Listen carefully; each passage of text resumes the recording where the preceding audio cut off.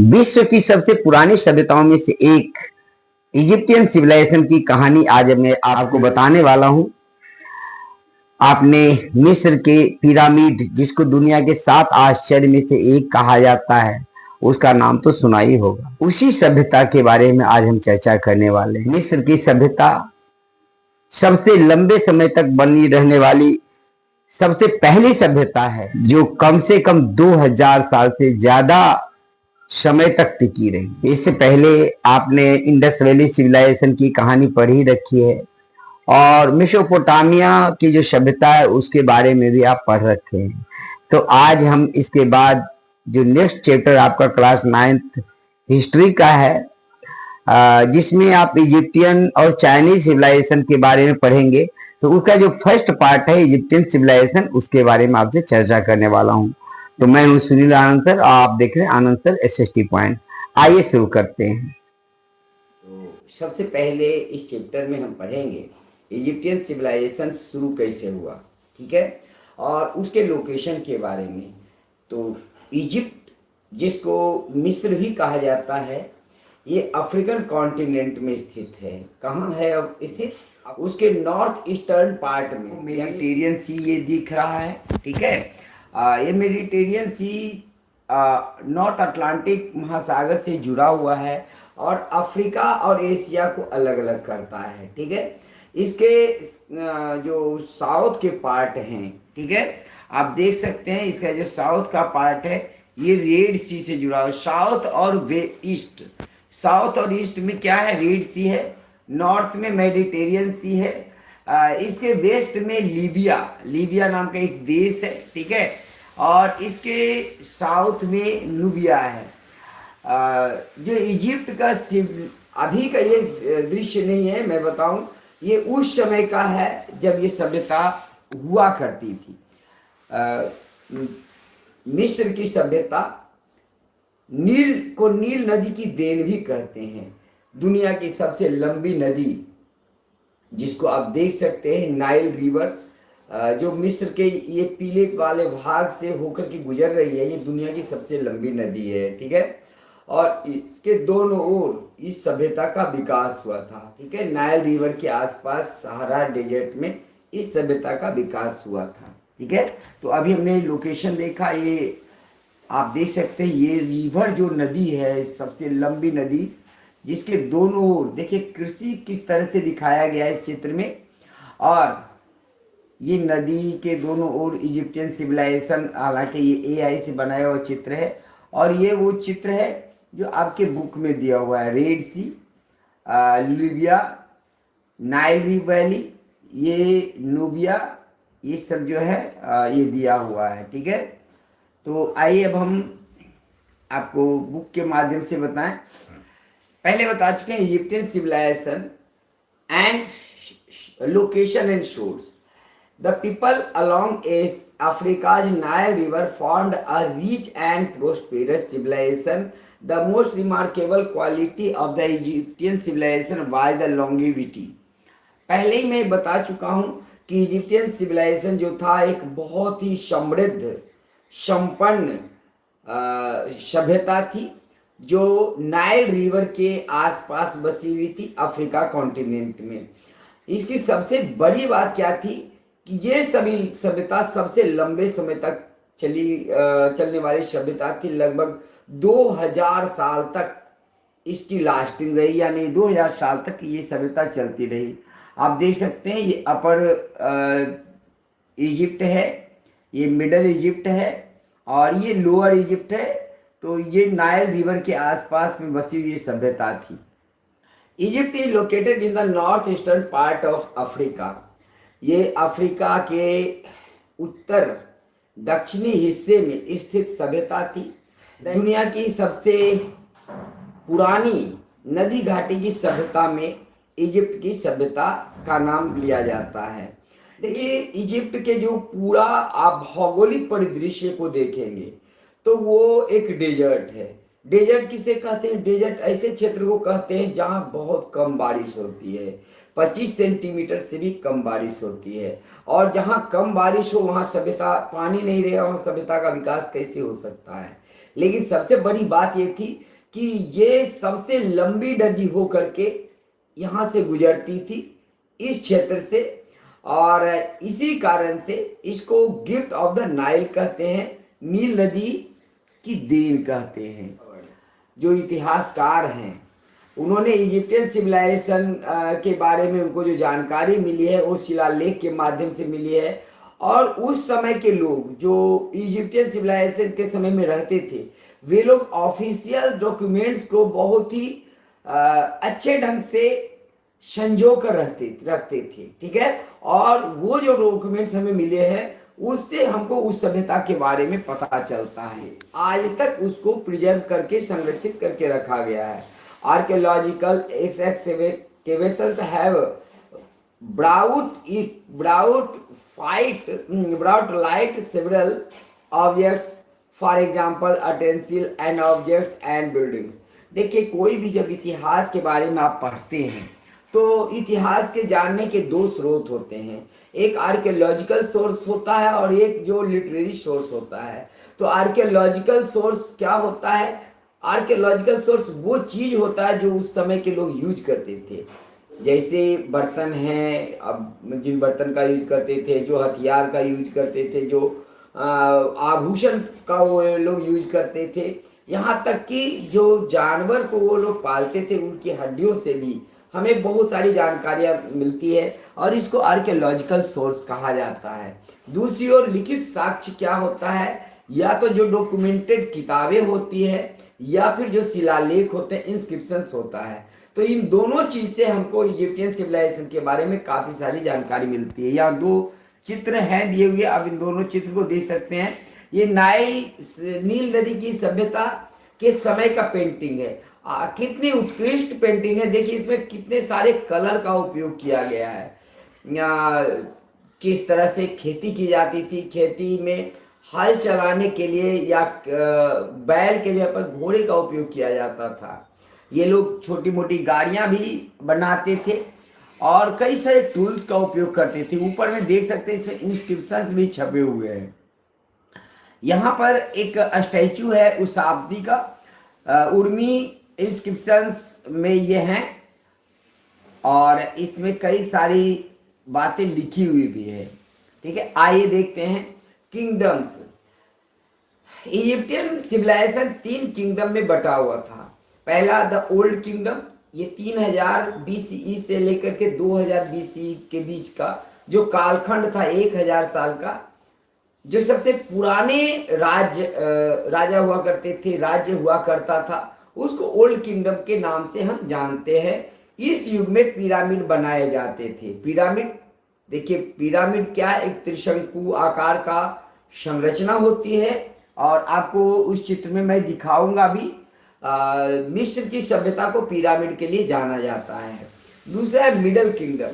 Middle kingdom 2000 BC से लेकर के 1750 BC के बीच का कालखंड है। तकरीबन 250 साल इस कालखंड में होते हैं।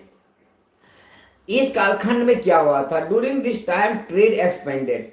इस दौरान व्यापार का काफी ज्यादा विस्तार हुआ था। It's and came about with the invention of Hyksos who conquered the Egyptians। सबसे बड़ी बात यह है कि इस समय में कई सारे आक्रमण भी हुए, जिनमें एक हाइकोस का आक्रमण हुआ था जिसने इजिप्ट को जीता था, ठीक है। ओल्ड किंगडम के एक स्टैचू आपके यहाँ है, इसको अस्क्वारा कहा जाता है। कितना सुंदर स्टैचू आप देख सकते हैं, ये पत्थर का बना हुआ है। इतनी अच्छी पॉलिशिंग है इसकी, आंख कितना सुंदर है, इसके चेहरे के हाव भाव देख करके लगता नहीं है कि आज से 5000 साल पहले लोग इस तरह के मूर्ति बनाते होंगे, लेकिन चूंकि हमें मिला है तो ये हमें विश्वास हो रहा है। तीसरा जो कालखंड है उसको न्यू किंगडम के नाम से जानते हैं। ये 1750 ईस्वी से लेकर के 1069 ईस्वी के बीच का कालखंड है। This period lasted for about 2 centuries after the Egyptian kingdoms regained their lost territory। यहाँ पर ये 5 शताब्दी तक चला था, 1750 से लेकर के 1069 ईस्वी के बीच में। इसमें इन लोगों ने क्या किया था, आपने जो टेरिटरी खो दी थी, अभी मैंने बताया था सेकेंड किंगडम में हायोक्स ने कॉन्कर कर लिया था इजिप्ट को, लेकिन बाद में इजिप्टियन लोग जो थे उन्होंने अपनी उस राज्य को पुनः हासिल कर लिया था, यानी आजादी हासिल कर ली थी। This period saw the great heights and the great डिरोड of Egyptian kings reach its peak. ये जो समय था, ये जो कालखंड था, इसमें सबसे ज्यादा विकास हुआ था और जो इजिप्टियन सिविलाइजेशन जो था वो सबसे अपनी ऊंचाइयों तक, पीक तक पहुंच गया था।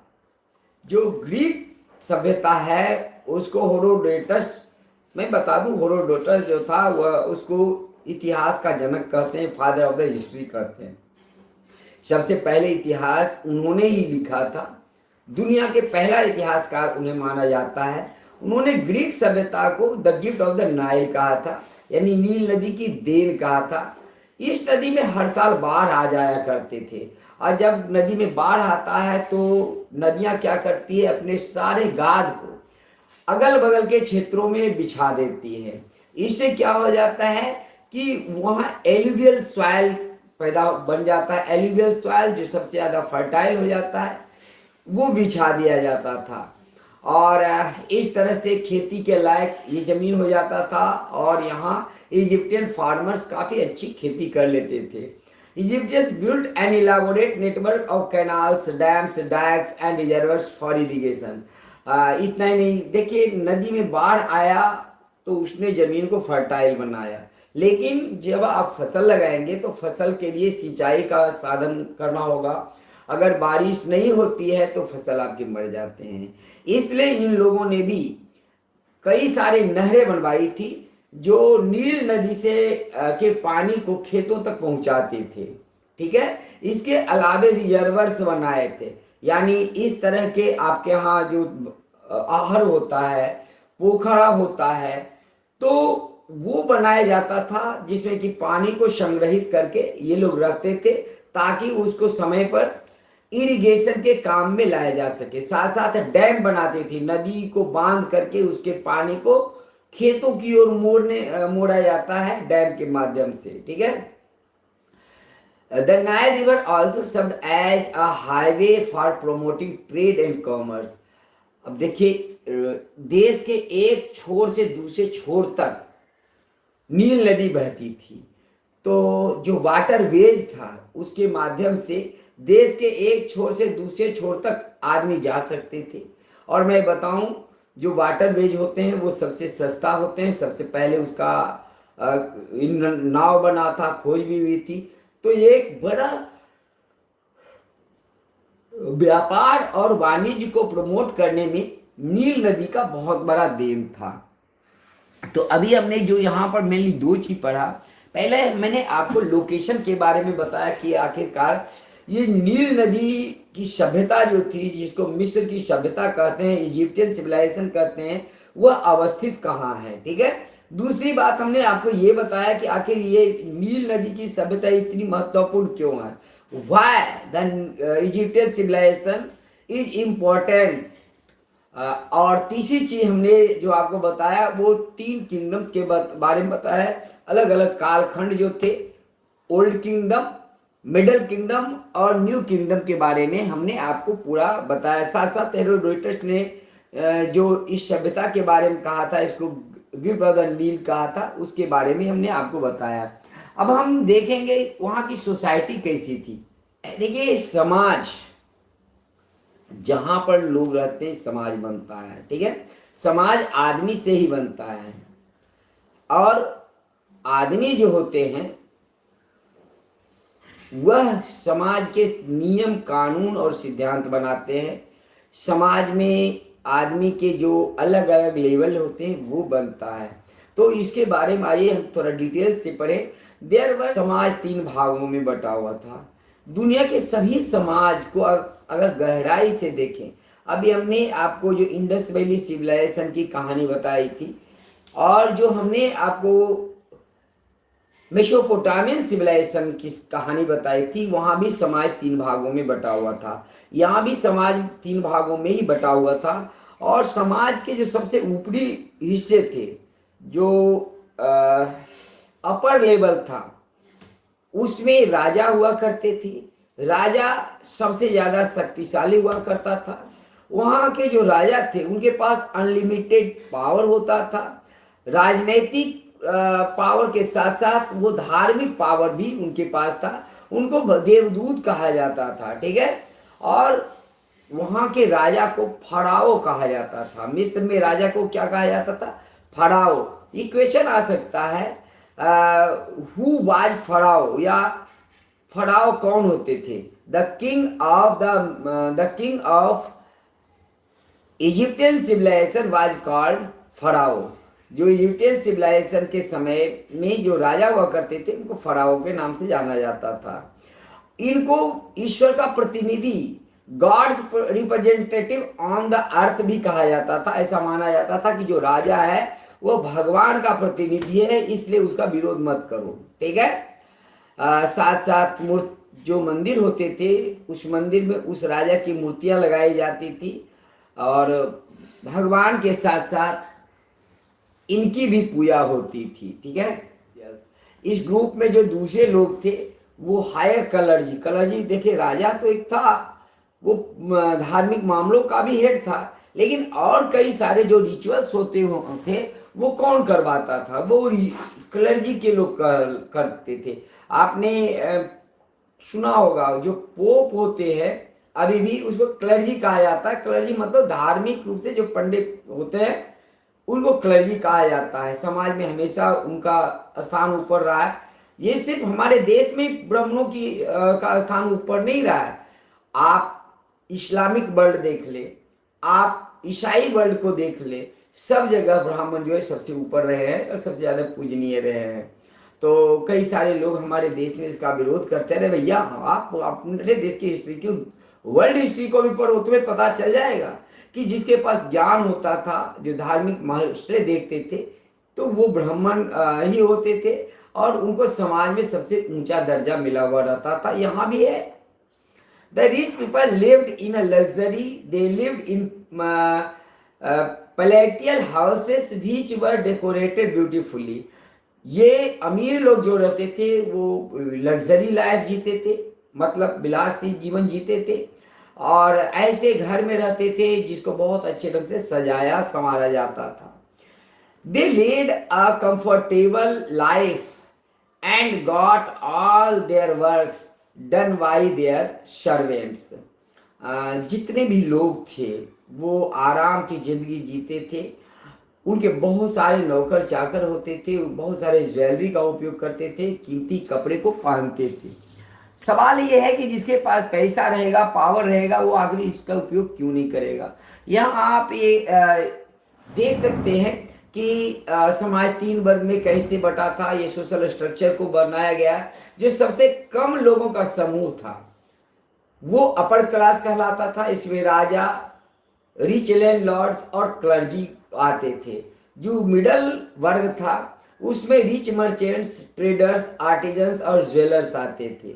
और जो सबसे निचले पायदान पर लोग थे, जिनकी संख्या सबसे ज्यादा हुआ करती थी, वो पीजेंट्स और स्लेव्स हुआ करती थी, ठीक है। तो ये समाज इस तरह से वहां बटा हुआ था। और मैं बताऊं, दुनिया के सभी देशों में लगभग समाज इसी तरह का बना हुआ होता है, ठीक है। जो इजिप्ट के लोग थे वो फराओ की मूर्तियां बनाया करते थे, और जो एंशियंट जो टेम्पल्स होते थे उसमें इस मूर्ति को रखा जाता था।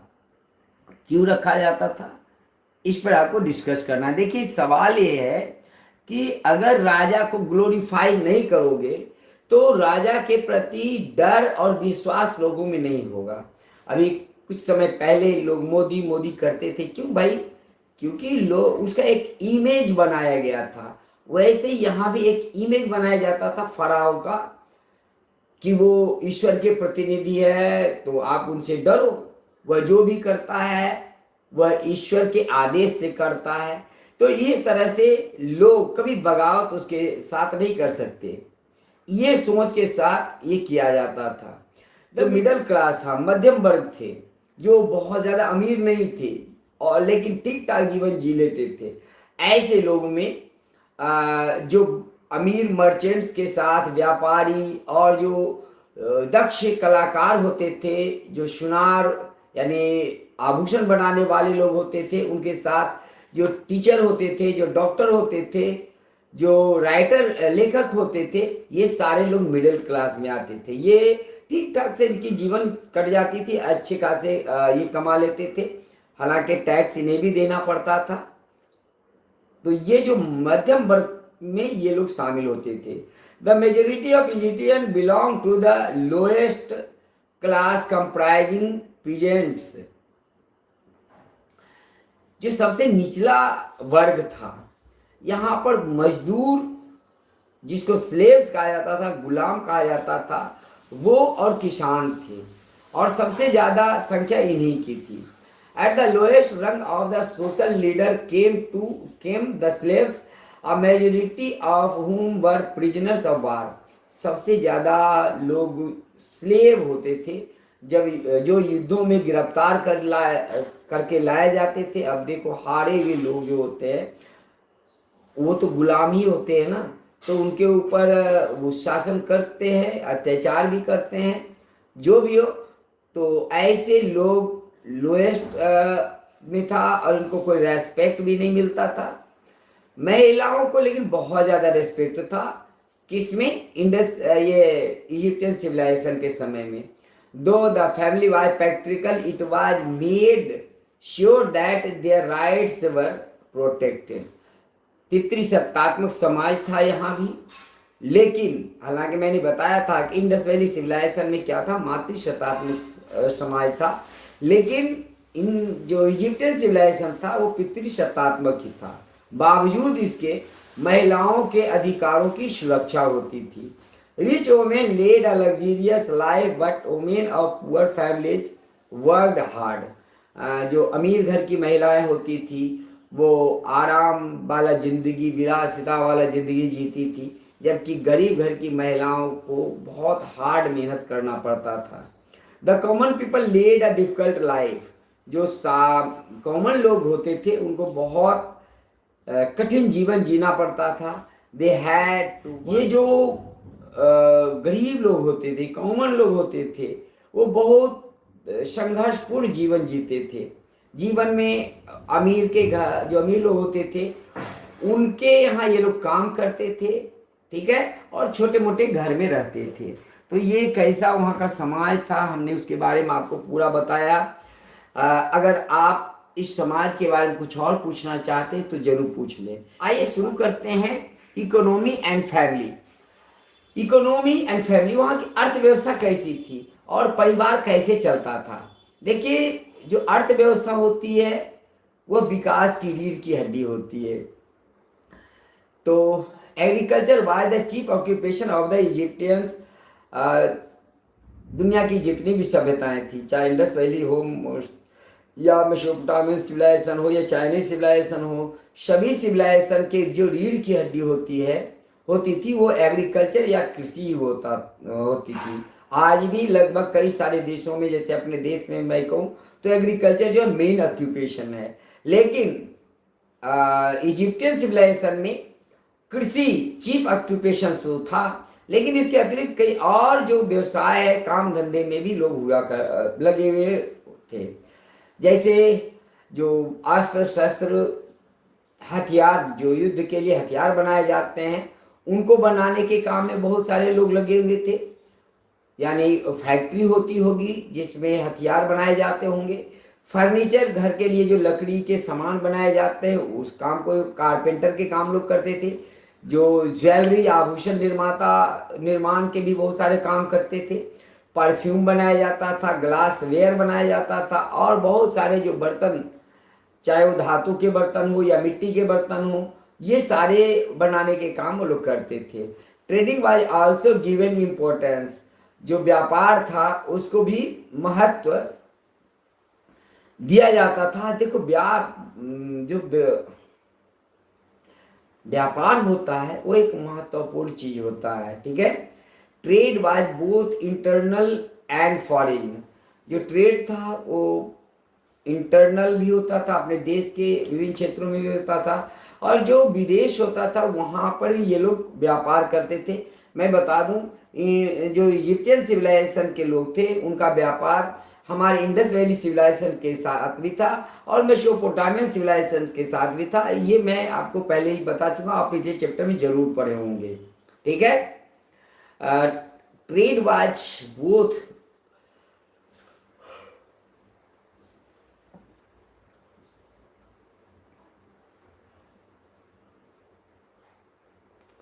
ये व्यापार दोनों तरह से होते थे।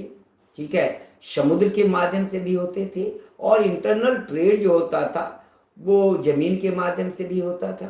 ठीक है, रोड के माध्यम से भी होता था। wheat was the wheat and linen were sent to Europe and Asia, and timber and weapons were brought from there.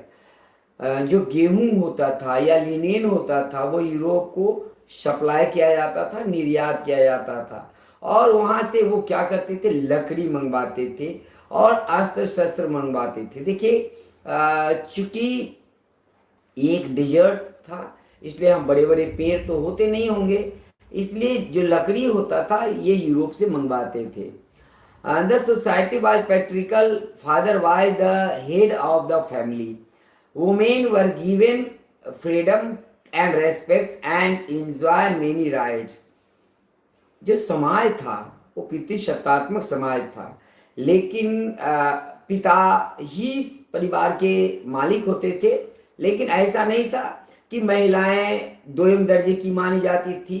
महिलाओं को स्वतंत्रता मिली होती थी, उनको समाज में रेस्पेक्ट भी मिलता था और कई सारे अधिकार महिलाओं को मिले हुए थे।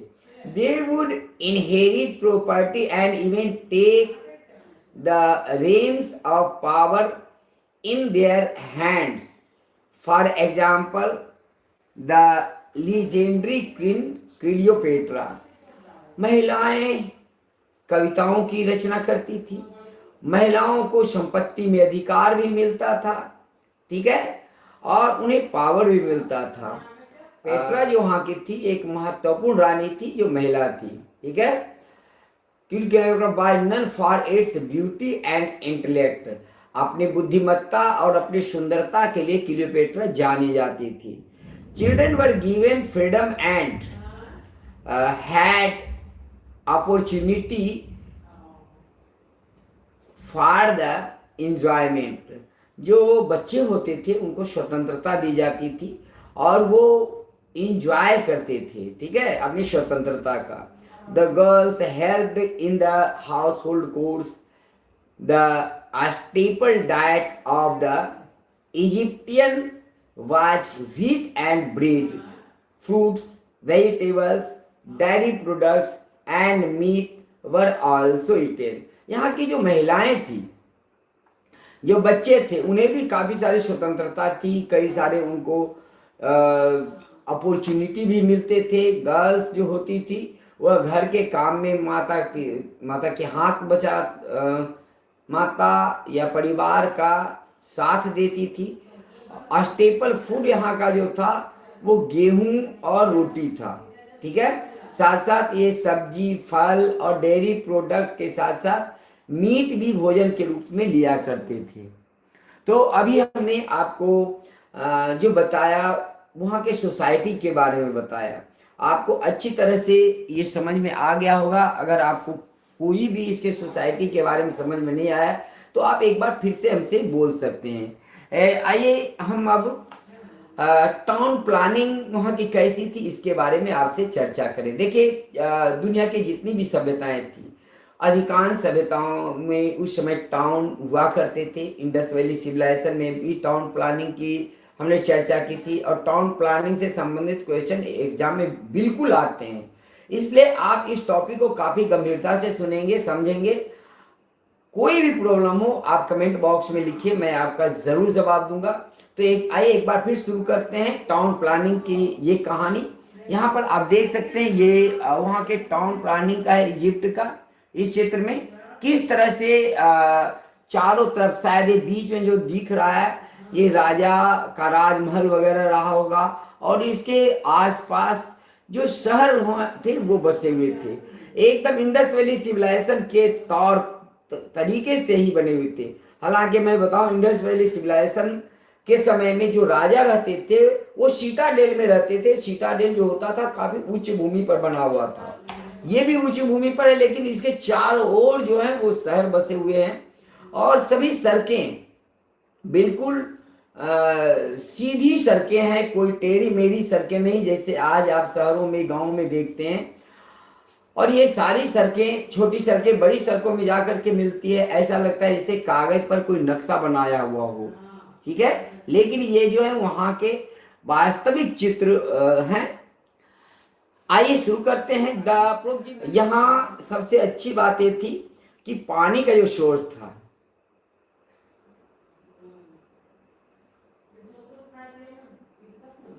तो जो पानी का जो सोर्स था वो सबसे महत्वपूर्ण चीज था, ठीक है। और गुड इवनिंग, बने रहें, मैं पूरा इजिप्टियन सिविलाइजेशन आज डिस्कस करने वाला हूं, ठीक है। तो जो इससे एक क्वेश्चन आपको एग्जाम में जरूर आएगा, town planning of Egyptian, describe the town planning of Egyptian civilization, ठीक है, या explain the town planning of the Egyptian civilization, ठीक है। तो the proximity of water sources, यहाँ पानी का सबसे, देखिए क्या चीज है कि चूंकि सब दुनिया की सबसे लंबी नदी बहती है थी यहाँ, तो यहाँ पानी का तो कोई दिक्कत था नहीं। लेकिन वहां पर बाढ़ भी आया, बार बार आता रहता था। जब नदी होगी तो नदी में बाढ़ आएंगे, नील नदी में प्रायः बाढ़ आता था। तो इसलिए यहाँ पर इसको लेकर के सर इस बात को ध्यान में रख करके बसाया गया था कि बाढ़ के पानी से वो बचा रह सके, ठीक है। Typically town had boundary walls with only 1 or 2 entrance through the wall. जो शहर होते थे उसको चारों ओर मोटे मोटे दीवारों से घेरा जाता था। ये देख सकते हैं इस चित्र में, ये पूरा रेक्टेंगुलर शेप में बनाया जाता था और चारों तरफ जो है जैसे किला बनता है ना, फोर्ट बनता है, उस तरह से इसको भी पूरे शहर को सुरक्षा के दृष्टिकोण से घेर दिया जाता था। बाढ़ के सुरक्षा भी और दुश्मन से भी सुरक्षा के दृष्टिकोण से भी बाउंड्री वाल बनाए जाते थे। हाउसेस वर कंस्ट्रक्टेड, घर जो होते थे वो बहुत अच्छा गलियों में थे। कि कितनी सुंदर, ये आप ध्यान से देखेंगे ना तो ये गलियां बिल्कुल सीधी सीधी गलियां हैं, कोई टेढ़ी मेढ़ी गलियां नहीं है। और हर छोटी गलियां बड़ी गलियों में जाकर के मिलती है। हाउसेस वर, कहाँ बता रहे थे, स्ट्रीट्स में जाते थे और दीवारें जो इनकी होती थी घर की वो एक दूसरे से जुड़ी हुई होती थी। ये घर के दो घर के बीच में जगह नहीं होता था, हाँ दोनों तरफ रास्ते होते थे। देखिए सभी घर के दो साइड में रास्ते होते थे, लेकिन जो बीच में होती थी सभी के दीवार एक दूसरे से जुड़े हुए होते थे। ये काफी महत्वपूर्ण बातें थी। City were divided into upper, southern and lower regions. ये शहर जो थे वो दो भागों में बटा हुआ होता था। पहला अपर रीजन होता था, यानी उच्च भूमि पर जो बना हुआ होता था। दूसरा जो नॉर्दर्न पार्ट वाला होता था वो लोअर रीजन में होता था, ठीक है। देखिए जो उच्च भूमि पर बना हुआ था शायद वो राजा वगैरह का घर होता होगा। The city was divided into blocks और grids by a few broad parallel sides running from north to south that were intersected at right angles by narrow streets। ठीक उसी तरह से जैसे इंडस वैली सिविलाइजेशन में था कि यहाँ भी कई ब्लॉक में घर बने हुए थे, अभी आपने चित्र में देखा। और सभी जो स्ट्रीट्स होते थे वो एक दूसरे को राइट एंगल पर 90 डिग्री के कोण पर एक दूसरे से को काटते थे। जो नैरो स्ट्रीट्स थे, कम चौड़े गलियां होती थी, वह एक दूसरे को 90 डिग्री के एंगल पर काटती थी, ठीक है। तो अभी हम आपको जो बता रहे थे वो था वहां के टाउन प्लानिंग। आइए एक बार फिर से मैं समराइज कर दूं, टाउन प्लानिंग काफी महत्वपूर्ण है, ठीक है। ये टाउन प्लानिंग क्या थी, यहाँ के जो शहर होते थे वो चारों तरफ से ऊंची ऊंची दीवारों से घिरे हुए होते थे। चूंकि नील नदी में अक्सर बाढ़ आया करती थी, इसलिए उससे बचाव के लिए ये मोटी मोटी दीवारें बनाई जाती थी। शहर दो भागों में बटा हुआ होता था, एक उच्च भूमि पर जो साउदर्न पार्ट में था, एक नॉर्दर्न पार्ट में जो था वहां पर आम लोग रहते थे। घर की दीवारें एक दूसरे से जुड़ी हुई होती थी और घर के दोनों तरफ सड़क होता था, स्ट्रीट्स होते थे और ये स्ट्रीट्स 90 डिग्री के एंगल पर एक दूसरे को काटते थे। ठीक है, तो ये काफी महत्वपूर्ण जानकारी थी आपको टाउन प्लानिंग के बारे में। अगर आपको टाउन यहाँ पर रिक्रिएशन, देखिए रिक्रिएशन बहुत जरूरी है, मनोरंजन। आज भी आप जब स्ट्रेस में होते हैं तो मनोरंजन से क्या होता है, मन बहलता है। ठीक है, हर कोई जीवन में स्ट्रेस में हमेशा नहीं रह सकता, हमेशा काम नहीं कर सकता, इसलिए कुछ इंजॉयमेंट जरूरी होता है। तो यहाँ के लोग भी रिक्रिएशन के साधन में जो रिक्रिएशन होता था, मनोरंजन होता था, वो करते थे। और सबसे बड़ी बात क्या थी कि इजिप्टियन जो लोग थे वो म्यूजिकल इंस्ट्रूमेंट का उपयोग करते थे, जैसे हार्प्स, फ्लूट्स, ड्रम्स, ये सब जो है म्यूजिक के लिए उपयोग किया जाता था। याद रखिएगा, ये म्यूजिकल इंस्ट्रूमेंट एकदम आपको याद रखना है, इसका नाम है हार्प्स, जो वहाँ के कोई म्यूजिकल इंस्ट्रूमेंट हैं, जबकि फ्लूट्स और ड्रम्स हमारे यहाँ भी बजाए जाते हैं। ठीक है, और वहाँ के लोग भी संगीत, गीत, सिंगिंग, डांसिंग में आनंद लेते थे।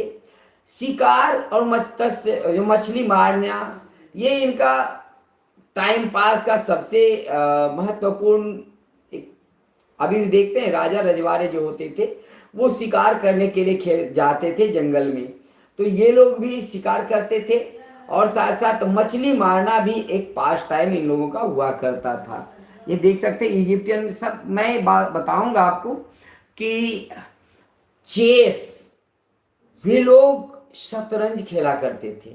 यहाँ कई सारे जो आपको चित्र दिए हुए हैं ये उसी से जुड़े हुए हैं। ये दोनों जो है इजिप्टियन महिलाएं ये चेस खेल रही हैं। और पिरामिड के बारे में हम बात करेंगे। दुनिया का ये 7 अजूबों में से एक अजूबा है मिस्र का पिरामिड। ठीक है, इसके बारे में हम आपसे बात कर रहेंगे।